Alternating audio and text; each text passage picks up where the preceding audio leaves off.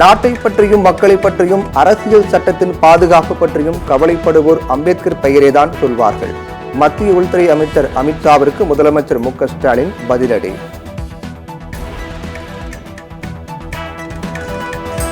தென்மேற்கு வங்கக்கடல் நிலவி வந்த குறைந்த காற்றழுத்த தாழ்வு பகுதி ஆழ்ந்த காற்றழுத்த தாழ்வு பகுதியாக வலுப்பெற்றது. வடமேற்கு திசையை நோக்கி நகரக்கூடும் என வானிலை மையம் கணிப்பு.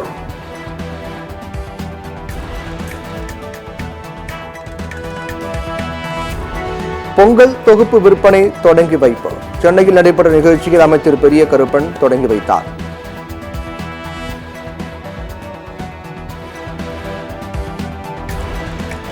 அதானியின் பங்குச்சந்தை மற்றும் சூரிய ஒளி மின்தட்ட முறைகேடுகளின் மீது நடவடிக்கை எடுக்க தயங்குவதாக காங்கிரஸ் புகார். ஆளுநர் மாளிகையை நோக்கி காங்கிரஸ் பேரணி.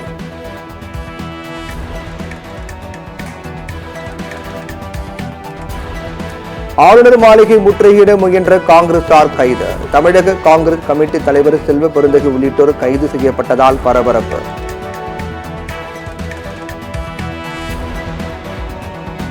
இருபத்தி 8ஆம் தேதி பாமக பொதுக்குழு கூட்டம் நடைபெறும். அன்புமணி ராமதாஸ் அறிவிப்பு.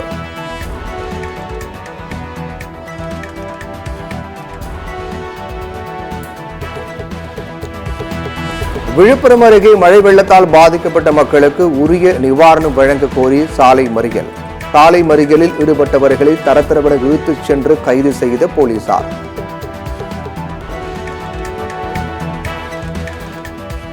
கேரம் உலக சாம்பியனான சென்னையை சேர்ந்த வீராங்கனை காசிமாவுக்கு 1 கோடி ரூபாய் பரிசு அறிவித்தது தமிழ்நாடு அரசு. இரட்டையர் பிரிவு மற்றும் குழு போட்டியில் தலா 1 தங்கம் வென்ற மித்ராவுக்கு ரூபாய் 50 லட்சம் பரிசு.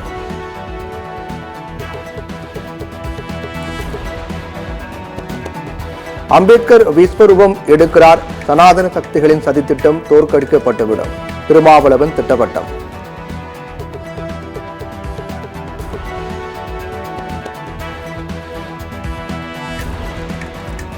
புஷ்பா 2 சிறப்பு காட்சியின் போது ஏற்பட்ட கூட்ட நெரிசலில் தாய் உயிரிழந்த போது காயமடைந்த சிறுவன் மூளைச் சாவு அடைந்ததாக மருத்துவர்கள் அறிவிப்பு.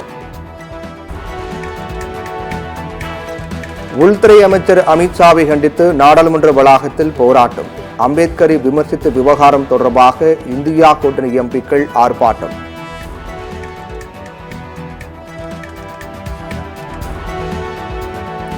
கனடா பிரதமர் பதவியிலிருந்து ஜஸ்டின் ட்ரூடோ ராஜினாமா செய்ய உள்ளதாக தகவல்.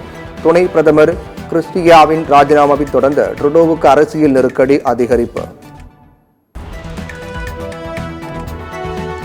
பார்டர் கவாஸ்கர் கோப்பை தொடரின் 3வது போட்டி டிரா. கடைசி நாள் ஆட்டம் மழையில் பாதிக்கப்பட்டதால் டிராவில் முடிந்ததாக அறிவிப்பு.